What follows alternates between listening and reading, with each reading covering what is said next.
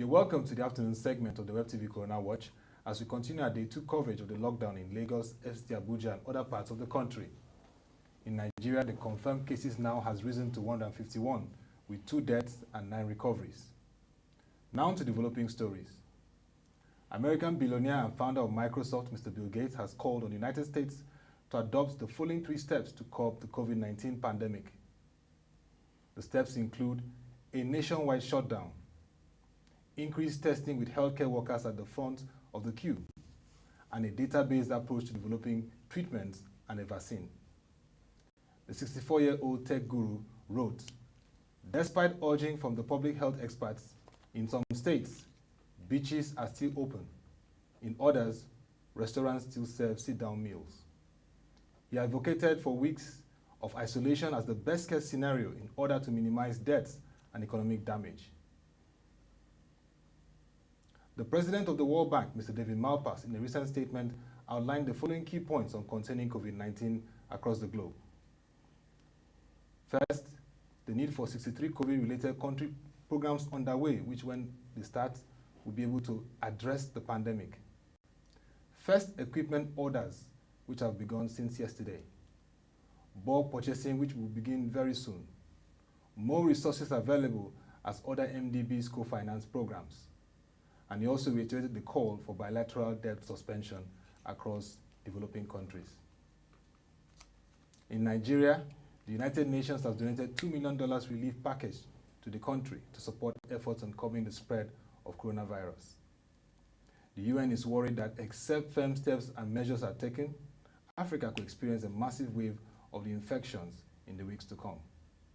South Africa has implemented a nationwide lockdown, while several states in Nigeria are also placed on the same experience to mitigate the coronavirus crisis. The conversation continues, and with me today is Mr. John Wessey, a strategic management consultant, to speak around the issues of technology and how we can address the pandemic. Nice to have you once again, sir. Thank you so much. Thank you. Viewers, good afternoon. And it's nice to be here and day 2 to be alive. Yeah, to be alive, and you look refreshed. You know, there's a lot to wake up to be inspired by, and just seeing you is much to get inspiration from, despite all the challenging news we're getting. We need to thank God. Pandemic, yes. We need to thank God. Yes, as we raised in the developing stories today, the issue of vaccine. Mr. Bill Gates has been talking about the need for a vaccine to address this, and that's why the foundation donated $100 million earlier to join other efforts to find the vaccine that can really cure this pandemic.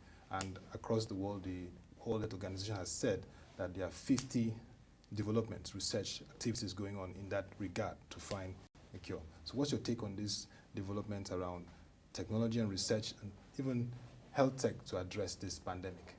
Well, I think globally, yes.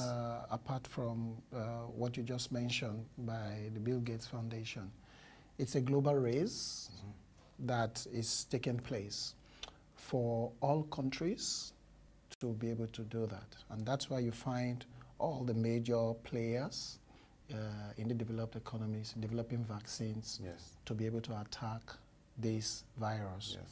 Now, they needed to do this, you know, with the Chinese experience. That was why China was harping on the fact that this is a global issue and we should all collaborate. And that's why you're seeing the speed at which different solutions are coming up, like you mentioned during your highlights. Yes. So I think this is commendable. On the issue of technology, which he also mentioned, you will also see what it means to deploy the right infrastructure to support whichever area of your service delivery to meet citizens' needs. Now, up until now, we are behind, but this is a wake-up call to invest more in healthcare, for infrastructure, the government and stakeholders to invest more in this domain so that we can manage this better. On social media, I've seen a number of assistance people are willing to give or are even giving the NCDC. Yes, donations are really coming in, very encouraging. To make that in technology space, that's what I meant. To get database, look at the analytics that is going on. For example, I had tweeted and had asked the Federal Ministry of Health to say, look, okay, what's our rate of daily testing? Yes, we have a summary of confirmed cases, discharge, and death. Just like some other countries, like South Africa, they break down the analysis of their testings. So we need to know. Yes. We need to know what is Lagos testing? What's the average test rate per day for Lagos, for Abuja, for this? So that's, if we have that, then we can predict. You know, and we can predict, because the goal is to flatten the curve. Yeah. If we're going to flatten the curve, it requires technology, and we need this data so that we can use to help the government and all the players to be able to know what to do. Part of what it also does is, with this summary that we have, for example, if this information is appropriate, summary result of confirmed cases and that kind of. So there's a way it brings hope, you know. So we need to be able to capture this and spread this information. This is critical. This is not the time to hide information. Yes. This is the time to share it. In America, people are coming out to speak about their condition at whatever level they are. So there's no need for that. Absolutely. And I think people like you and the rest have been able to bring that pressure, and the NCDC is now saying that they will increase the capacity to 1,500 tests per day. In fact, isn't that really encouraging? They actually said that, that by the end of this week, we will be able to achieve that. That means more test centers, which was one of the things Bill Gates was talking about. Yes. We need to increase more test centers. Yes. The more test centers that we have, okay, the more we can be comfortable that we are taking the right steps, you know, to be able to know who and who has been infected or not, and that kind of it. And there's a way, again, it gives confidence to the citizens that, okay, if this is happening, and more people will become bold to come out. Because we're Africans, we may be attaching a stigma to this. Yeah. That if somebody comes out and say, oh, I am this, it is not a stigma. Well, you've seen that in this country, 3 subnational leaders, 3 governors have come out to say this is the status. Leadership. Yeah. Again, leadership. Somebody said leadership during crisis, leadership, you know, you see them in action. I said, no. That's all, like leadership is born. I said, no. I said, I would rather say leadership is seen. The 3 governors that have come out to tell us their status, what did we share with them? Well wishes. Yes. The citizens, both of the states and nationally, shared well wishes with them. Even opposition leaders. Because the joy is to see them healthy. Yeah. It doesn't matter what your philosophies are. You know, it doesn't matter what your philosophies are. Yeah. Because if anything happens to them, you can imagine all their aides surrounding them, you know, within a certain radius. When I mean radius, a period of time, and the various places that they've gone to.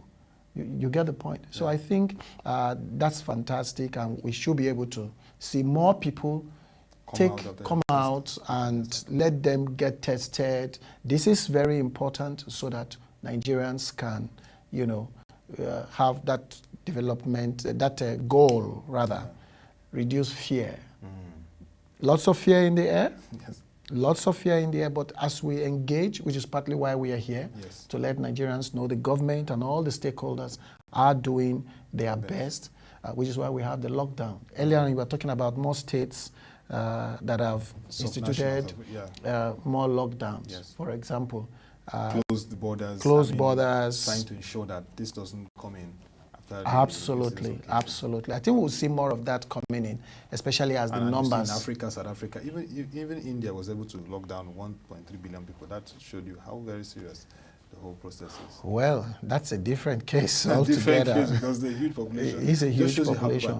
It's very serious. It is very serious. And I think Nigerians, just like we've been told, please, let's stay indoors and let's take all the precautions that the authorities have shared with us. Yes. It's for our own good. Yeah. You know. And this is also bringing some shifts to policy engagements. You know that, for example, at the federal level, though they said they were closing Federal Executive Council meetings and all that, but we've seen that despite this, in the UK, the Prime Minister had his cabinet meeting virtually.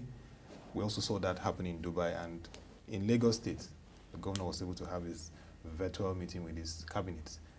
Is that going to be a trend, going to inspire others to say, look, despite the lockdown and all that, we can still have our virtual meetings and drive policy statements at this time. I agree with you. Yesterday I was talking to you about cultural shift or behavioral shift or mindset shift. Yes.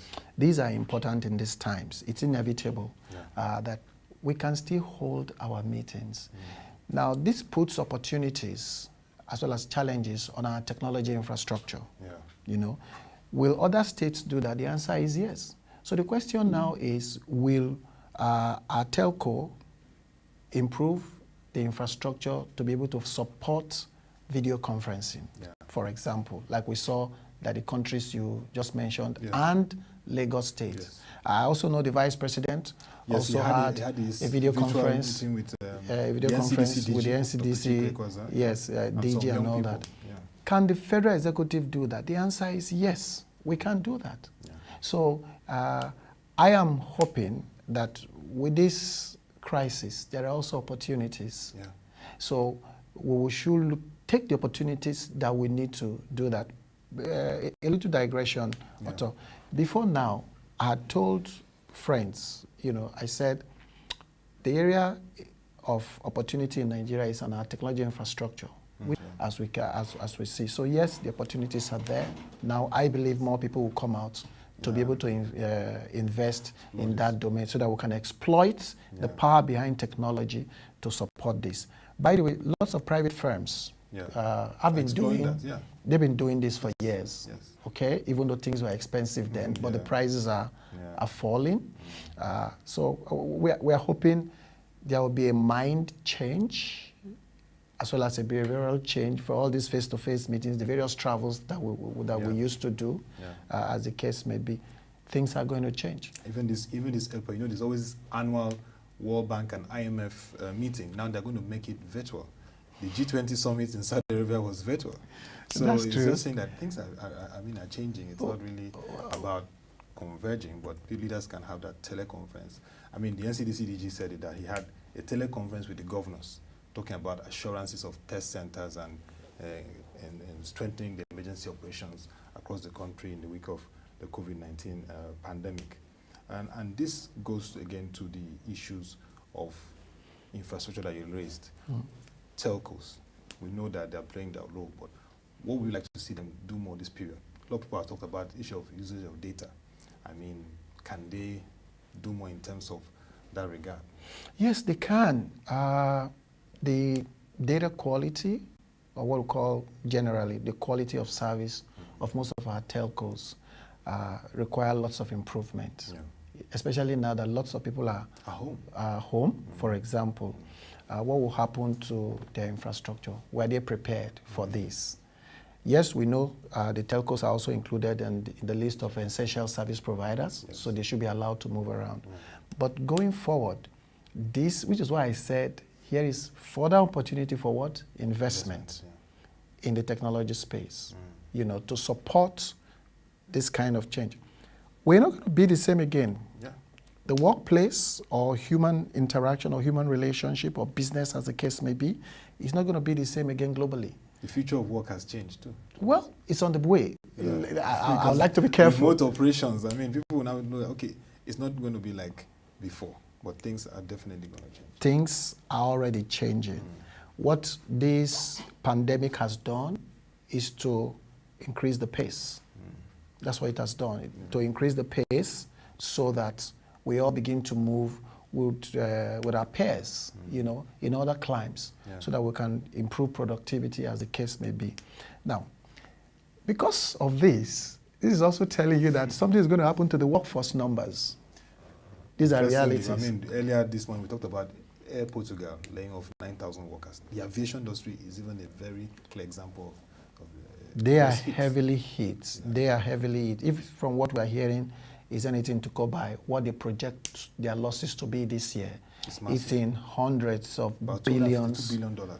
Hundreds of billions of dollars. Now, what that means is that if you look at the entire value chain of the aviation industry, people are going to lose jobs, or jobs are going to get transformed.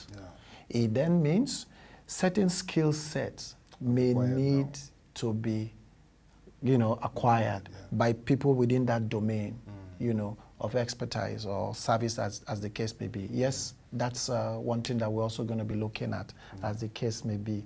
So these are critical moments for us. Yeah. We keep praying and we keep telling our citizens and everyone to say, if I recall the statement, one of the patients that was discharged in Lagos, what that patient said, she said, it's a waiting game, but it's not a death sentence. Wow. The fact that someone tested positive, this particular discharged citizen said, it's a waiting game. Now, what do you do during the waiting game? You build your hope. You build your hope because you know that if some basic steps are taken while under medication or while under treatment, the chances of recovery are actually higher. The chances of recovery are actually, provided there are no underlying, ailments before the preconditions, like the case before now. So I think that statement by that discharged patient was quite encouraging.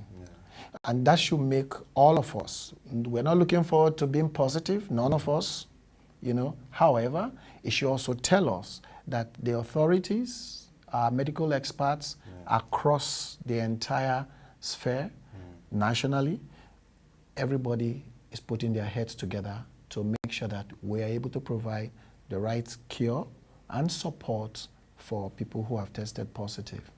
I know you mentioned the virtual meeting between the Vice President, the DG of NCDC, and the young people who were talking about ideas that they could bring up to help address the pandemic in Nigeria. Talk about solutions in terms of business meetings. Now we have Zoom. I mean, in our earlier report today, we talked about Zoom having nothing less than 2 million users in the US daily now. If you looked at 3-4 months ago, you would say that wouldn't be possible, but this is a huge opportunity that they are leveraging on to achieve meetings even without physical structures. So let's look at those kind of solutions that need to be developed more to enhance operations for businesses or individuals. I don't need to be in the office now, it's lockdown, but we can still drive efficiency. That's true. Even before now, there are a number of communication solutions. You've mentioned Zoom, there is Skype, there's WhatsApp, there's Telegram, and you could do teleconferences with these, and organizations have been using that. Now, even for Skype, you could also, even FB Messenger, as the case may be, Google Duo. So you could use all of these. Now, what this has made all of us to realize, or even Microsoft Team, you get the point. And Zoom is giving Microsoft Team big competition now. Well, that's business. They will sort themselves out. The reason is because I think the strategy for Microsoft was they wanted to push Team and downplay Skype. They have their reasons. I don't want to go into that, but they have their reasons. But what I think, what you said is that we should begin to exploit these channels for communication for relationship, as the case may be. And there is no need for people to be afraid. I remember in the early days, in my earlier working days, 2 decades plus ago, when you have an IT skill, you are considered a special staff. Yes. In those days, you are considered, even if you came back from abroad, they take you as expatriate. If you have an IT skills, strong IT, they just say, oh, these are our high flyers. So we are treated, with, special, we're given special treatment anyway, and things like that. The same thing now. Technology is ubiquitous. So all of these channels we can use to enhance current collaboration and improve productivity. What we need to do is the transition of the mindset, because change has come. We say change has come. So the period between when change comes and from when you begin to look at the positive aspect, we call that duration the transition. The transition between when change comes and the time in which you begin to use to respond to change. You get my point? That is the time we all need to shorten. That is the time we all need to shorten. And during that period, what do we need to do? Get away from self-denial. Kill fear. Oh, I don't know how to use Team. How do I do this? How do I do a teleconference? How do I do a video conference? How do I log on to Telegram? These things are quite easy today. Yeah. Why? Because if you look at the global population, we have millennials more, the younger guys. So the people we are talking about, a lot of them were born with what? Technology. So they're already at home. So it's we, the older ones, you know, in quotes, that need to, who are supposed to provide that guidance. Yes. And who are also supposed to give those decisions, those executive decisions, that need to respond quickly so that this younger workforce can come and meet the use. So anyone, and so organizations can choose whichever one they want to use as their, which of these avenues they want to use as their corporate channel, Zoom, Skype, you know, you have Skype personal, Skype business, Team, or whatever. You know, I don't want to promote any particular brand. I'm just saying that there are various channels. There are various channels. And these are available for us. We need to exploit them to their maximum. This goes back again to the telcos. You get the point? Of the infrastructure. Goes back again. You can see the connection. We launched the national broadband plan. Hopefully, at the end of this phase, it will be something taken seriously, because that will be the backbone for driving this process too. I think the strategic plan for which the NCC came out in terms of improving our tele-density and improving our infrastructure is fantastic. We must thank them, but we need investors. We need people to generate enough confidence. And that takes political leadership, political stability, the right kind of governance, the rule of law. Sanctity of contracts too. That's which is under that rule of law. Rule of law. People respect, and let there be also consistency in policy.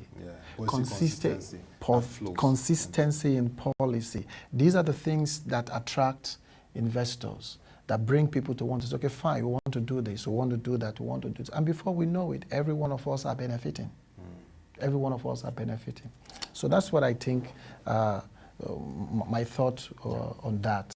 I know the WHO has emphasized the need for more investment in healthcare and research. What will you be saying in terms of, after this phase, Nigerian and African governments particularly voting more resources to healthcare and research, which is very key in the economy? Well, I'm not an expert in the healthcare, but public management consultants. Yeah, but we have a few clients in that domain. Up until maybe about 5 to 10 years ago, a lot of us didn't know the amount of investment in the health sector in Nigeria, maybe even in West Africa, until our firm started doing some pockets of projects with some institutions that are in the health systems space. The investment is huge. But until recently, those investments by these development partners, the Bill and Melinda Gates Foundation, Rockefeller Foundation, Ford Foundation, USAID, not even them, but those ones just started yesterday. I'm talking about the development, the multilateral agencies, the multilateral agencies. They've been making huge commitment in that space. You know, the German Development Corporation, Agency, for example, they have been doing that. The DFID. DFID, USAID, they've been doing lots of that. Now, what we need to do is, locally, we now need, just to go back to what you're saying, we now need to use these opportunities to strengthen our local talents in R&D. If we don't have the right infrastructure locally, we can partner with Nigerians in diaspora for them to come. A number of times, Nigerians in diaspora in the medical field have come back home to help our people to provide certain health services. So why can't we do the same in R&D? We can do that. So we could begin to talk to these multilateral agencies. We know you want to support us, but could you please support us in the areas of what? R&D, in this area, in this area, in this area, you know, so that you can strengthen our what? Our health system space. It's very important. Primary health care will gallop. Yes. The reason... a core emphasis, because I know this administration talked about transforming our primary health care, like 1,000 of them across the country. Well, the primary health care, I think we've improved, thanks to the late Professor Likoye Ransom Kuti. I think he laid the foundation. Yes. Again, like I said, we've had some small projects within that space. So primary healthcare is galloping. Some statistics are good. However, we're not there yet. If you look at the ratio of doctors to patients, you know, those are the things we need to improve. Now, if we have this infrastructure or the right R&D, and the outcomes of this R&D deployed or executed, you will see these numbers will improve. You know, maternal, child mortality, pandemic.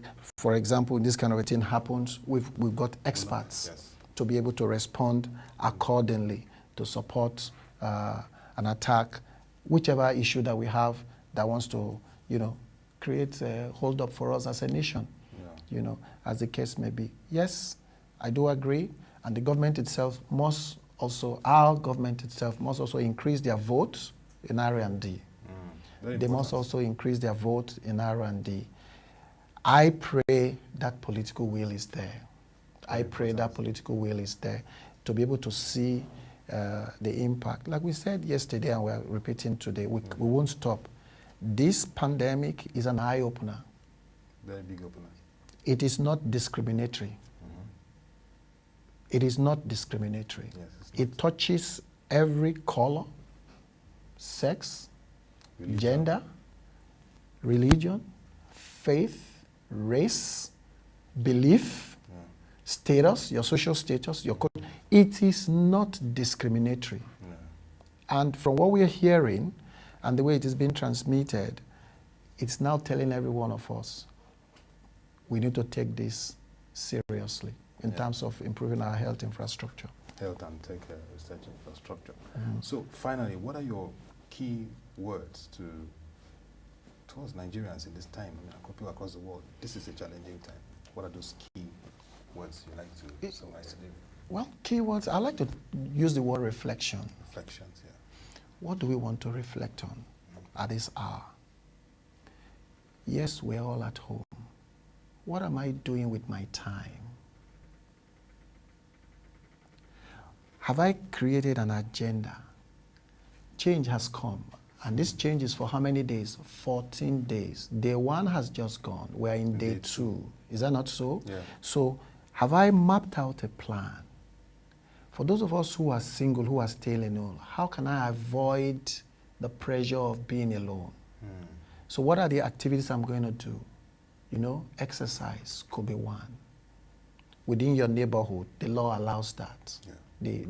The restriction allows for you to exercise within your neighborhood. That's one. 2, read new books you probably have bought. Okay, I didn't buy book. There are lots of free online book for which you could do that, and you have the time to do that. 3, clean your homes. Do some housekeeping. Because if you do some housekeeping that you've not done before, a friend was telling me that he was doing that yesterday, you know, and he was telling me the number of, he didn't know he had this certain number of wine in his house. That can you believe how to, so discovery comes in that. So discovery comes, new things. Then through that you are burning calories. You are creatively using your time. You need to do that. Then reach out to loved ones, people you have not reached out to. A lot of us, especially in Lagos, our work schedule, we don't see each other. Probably this is the time to go knock and just say hi from afar. Why keeping the distance? Yes. You get the point. Why keeping the distance? This is time to say hi, hello, hi, you know, and say, oh, you know, and you banter a little bit. You compare notes using all the precautions that you can. That way you can avoid the depression or the boredom that will make you to begin to, you know, do the things you're not supposed to do. These are my thoughts that I think we need to reflect on. Yeah, thank you very much, Mr. John Wesley, for the time and those reflections. We will still have more of this conversation. Thank you, Otto. A pleasure. And that will be all for this edition of the WebTV Corona Watch. You can visit our website www.proshareng.com to get more updates from our news stories and videos. You can also follow our social media platforms showing on the screen for further updates on our market reports. Join us by 6 p.m. for our evening segment as we discuss the human angle of COVID-19, which will be streamed live on our YouTube, Periscope, and Twitter channels. Till we come your way again, thank you for watching and stay safe.